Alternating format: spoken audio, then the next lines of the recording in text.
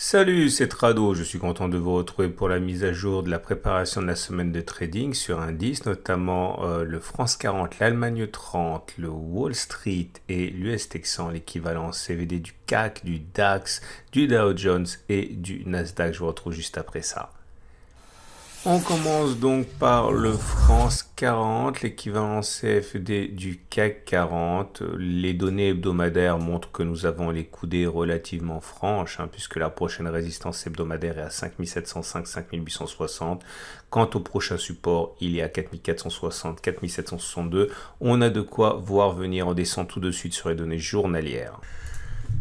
Sur les données journalières, c'est la même chose. Nous sommes clairement dans une tendance qui est haussière. Nous sommes au-dessus de la moyenne mobile à 20 périodes et au-dessus de la moyenne mobile à 50 périodes qui montent. Je ne vois pas de résistance évidente sur cette unité de temps.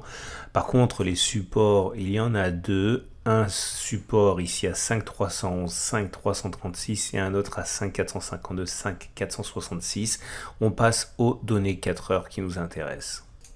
Et on termine donc avec les unités qui nous intéressent pour l'intraday, les données 4 heures. On voit que la tendance est toujours haussière au fait que nous soyons au-dessus de la M50 qui monte et au-dessus de la M20 qui monte, même si sa pente se réduit, il demeure que la tendance est globalement haussière. Et dans ces conditions, il est classique de voir les traders privilégier les signaux d'achat sur cette unité de temps, ce qui signifie que on a deux solutions classiques, je dirais.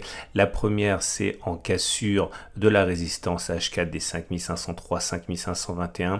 Il se pourrait que les traders recherchent des signaux haussiers qui apparaîtraient. Autre solution, un retour sur le support ici des 5429, 5467 pourrait être le théâtre de recherche de signaux aussi, puisque c'était une résistance qui a été cassée, qui a été travaillée énormément, montrant en fait sa qualité de support. Et ceux qui veulent se mettre dans le sens de la tendance haussière attendent peut-être que l'on revienne sur cette zone. À noter qu'il est bien sûr possible de privilégier des signaux baissiers, mais pour privilégier des signaux baissiers, il faudrait qu'ils existent sur une unité de temps supérieure et je ne vois pas de résistance sur l'unité de temps supérieure avant cette grande zone de résistance hebdomadaire qu'on a mentionnée ici, comprise globalement à partir de 5709 jusqu'à, on l'a dit, 5860. Donc si on va chercher cette zone, il y a des chances pour que les traders tentent d'y saisir des signaux baissiers.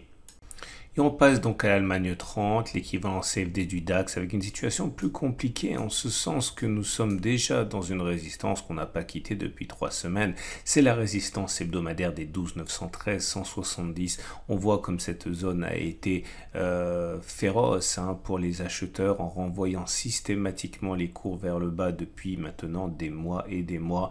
Il faut donc se méfier de cette zone dans laquelle les traders baissiers cherchent des signaux. On descend sur les unités de temps journalier. Et sur les unités journalières, on voit notre première résistance qui est à 13 466, 13 345, mais elle est déjà au-delà de la résistance hebdomadaire qui nous bloque actuellement. Quant au support journalier le plus important, je pense qu'il est à 11 330, 11 580, très loin des cours actuellement et bien en dessous du support hebdomadaire qui pourrait poser problème aux vendeurs. Et on passe donc aux données H4 pour l'Allemagne 30 et la situation est assez compliquée d'une part du fait de la tendance qui, comme vous le voyez, est plutôt neutre maintenant avec des moyennes mobiles à 20 et à 50 périodes qui sont plates et qui s'entrelacent.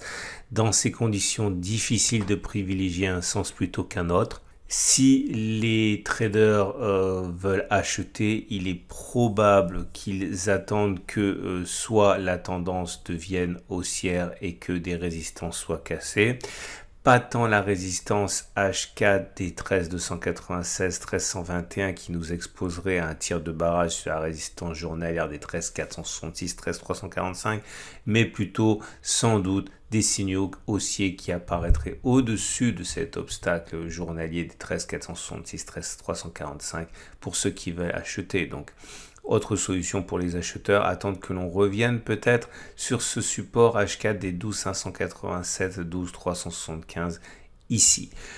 Maintenant, pour ceux qui veulent spéculer à la baisse en espérant que la tendance neutre se mue en tendance baissière, il y a toujours la possibilité de chercher des signaux baissiers qui apparaîtraient sur soit la résistance journalière des 13 466, 13 345, soit même dans toute cette zone de résistance hebdomadaire des 12 913 170, car rappelons-le, c'est une résistance qui tient depuis des mois et les signaux baissiers qui apparaissent ici pourraient intéresser les traders qui ont un biais baissier. Passons donc au Wall Street maintenant, l'équivalent CFD du Dow Jones. Et là aussi, la situation est plus délicate puisque la résistance hebdomadaire est au contact des cours quasiment à 29 586, 29 33. Ce n'est pas une zone anodine, c'est la zone qui est à l'origine des plus hauts avant la crise Covid. Et cela fait 2 semaines que l'on tente de s'extraire de cette zone, de passer au-dessus avec aucun succès. À noter également que nous avons fort heureusement pour les haussiers un support hebdomadaire à 28 700, 29 170 ici, zone de résistance qui a parfaitement joué son travail depuis août et qu'on vient de passer, qui a donc théoriquement changé de polarité, zone sur laquelle on a rebondi d'ailleurs lors des plus bas de la semaine dernière et zone sur laquelle il semble se développer juste au moment où je vous parle, une zone de rebond, donc à suivre de très très près. On descend sur les données journalières sur lesquelles on peut voir que nous sommes actuellement sur une résistance, celle des 30 129 181, zone qui maintient la pression sur les cours depuis le lundi 9 novembre, impossible de clôturer au-dessus. Notre support journalier de référence est à 26 484, 25 980. Il faudrait casser le support hebdomadaire pour aller le chercher, ce qui n'est pas très plausible. Cette semaine, on finit avec les données H4. Les moyennes mobiles sont maintenant orientées de manière défavorable avec une M20 qui descend et une M50 qui est plate, ce qui signifie que la tendance sur cette unité de temps est plutôt baissière. Alors, trouver un sens pour trader est difficile dans ces conditions. Néanmoins, ceux qui veulent se mettre dans la tendance naissante baissière cherchent des signaux de vente sur cette grande résistance dans laquelle on est. Toute cette zone orange est une zone de résistance journalière, on l'a dit, comprise globalement entre 30 100 et 29 180. Toute cette zone est propice à la recherche de signaux baissiers. Ceux qui veulent également trader, mais cette fois-ci à la hausse, peuvent attendre que l'on franchisse la résistance H4 et la résistance journalière. En fait, toute cette zone comprise entre la zone des 29 200 à peu près et 30 100, et un signal aussi au-dessus de ces 30 100 pourrait donner des possibilités, des opportunités d'achat à ceux qui veulent se mettre dans le sens de la hausse. Autre solution également, un retour sur le support H4 des 28 080, 28 492 pourrait faire l'objet de tentatives d'achat sur des signaux haussiers pour ceux qui veulent se mettre dans cette direction. On termine donc avec l'US Texan, l'équivalent CFD du Nasdaq. Et le problème sur le Nasdaq est le même que pour les indices qu'on vient de voir précédemment, à savoir que nous sommes déjà au contact d'une résistance où les baissiers donnent de la voix. Cette zone de résistance hebdomadaire des 12 000, 12 470 est importante puisqu'on n'a pas réussi à clôturer au-dessus depuis août 2020. Toutes les tentatives ont échoué et il est facile pour les baissiers de se laisser séduire par des signaux baissiers qui apparaissent dans cette zone. On passe aux données journalières. Et la situation est identique à la semaine dernière. Nous avons une zone de résistance ici aux alentours de 12 410, 12 473, mais elle est déjà incluse dans la résistance hebdomadaire en général, où des signaux baissiers se sont déclenchés régulièrement, que ce soit encore le lundi 9 novembre ou le lundi dernier, le 16 novembre. Le support qui nous intéresse sur les données journalières est lui aussi inclus dans la grande zone de support hebdomadaire des 10 300, 11 100. On termine avec les données H4. Et sur les données 4 heures, la tendance est neutre. Vous le voyez, la M20 est plate, la M50 est plate également. Dans ces conditions, vous l'aurez compris, difficile de privilégier un sens de trade.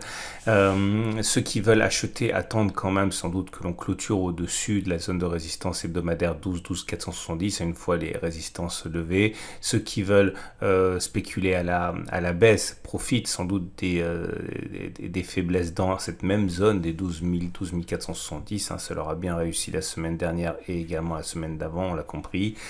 Pour spéculer à la baisse, on peut aussi envisager qu'une cassure du support H4 11580, 11512 soit un élément qui milite en faveur de la saisie de signaux baissiers. Par contre, pour acheter, vous l'avez compris, hein, on peut attendre, on l'a dit, hein, que l'on clôture au-dessus des 12 470. Acheter sur le support H4 des 11580, 11512 est toujours possible, mais c'est une zone d'achat assez faible, hein, puisque on serait sur une zone H4 dans une tendance qui est baissière. Et vous l'avez compris, hein, pour se mettre contre la tendance, il vaut mieux chercher des supports et des résistances qui existent sur une unité de temps supérieure. Et ce n'est pas le cas de ce support, encore une fois, H4. Voilà. Je vous invite à retrouver à la fin de cette vidéo l'analyse technique crypto et euro-dollar et également l'analyse technique de moyen terme.